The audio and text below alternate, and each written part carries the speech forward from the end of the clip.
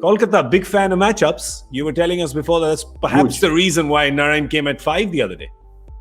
And you can see why Narine doesn't come. You can see why Narine doesn't come at 1 and 2. His strike rate's gone from about 150 or so against pace to about 110, 112. And they figured out that you bowl fast into the body and Narine doesn't have too much to offer. So against a team, say a team like Hyderabad, for example, you don't have that extra pace, you could still send him up. But against a team that's got genuine pace, say someone like Shami, then you can't send him up. But they worked out that they had 2 overs gone of the 2 pace bowlers each the other day. Rabada and therefore Rabada and Nokia, and therefore they would have they'd be looking at Ashwin and Akshar, and the matchup showed that Ashwin was at his weakest against Nitish Rana and Sunil Narine historically. Yeah. And so Sunil Narine was sent out as a very last minute thing. Owen Morgan said at the post match, he said, the captain is. The captain keeps playing out of the cards and he came up with this one. The coach, you mean, yeah. So the coach, sorry. Yeah, the captain himself was in front of me. So the coach was doing that. And at that point, we thought, how deep is Morgan going to go? But I think they took a gamble there. All McCullum's cricket has been built around educated gambles. Yep.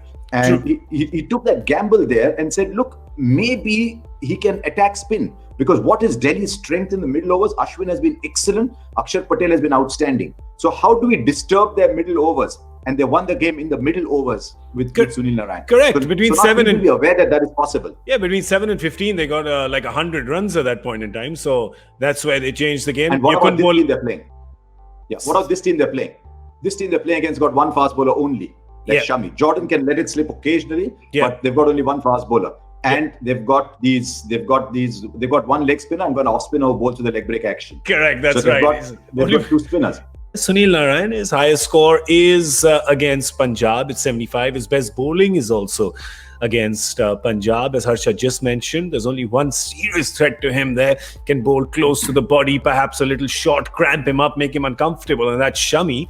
And otherwise, he might like the look of this Punjab attack, coming off a lot of confidence, a 200 strike rate, 64 against Delhi a couple of days ago. And Harsha, if he can get wickets as well, Kolkata.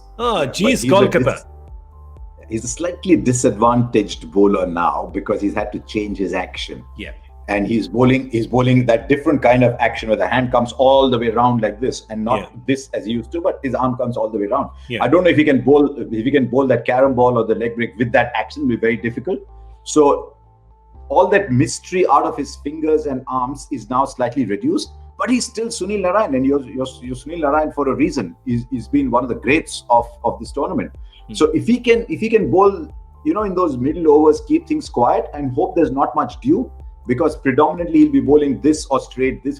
Yes. Then he can still be a factor. But I still think it'll be Cummins and Ferguson. The arrival of Ferguson has reminded Cummins that he's a wicket-taking bowler. Yep. And he's charging in again. And if Cummins and Ferguson are both charging in, that makes it a really potent new ball attack.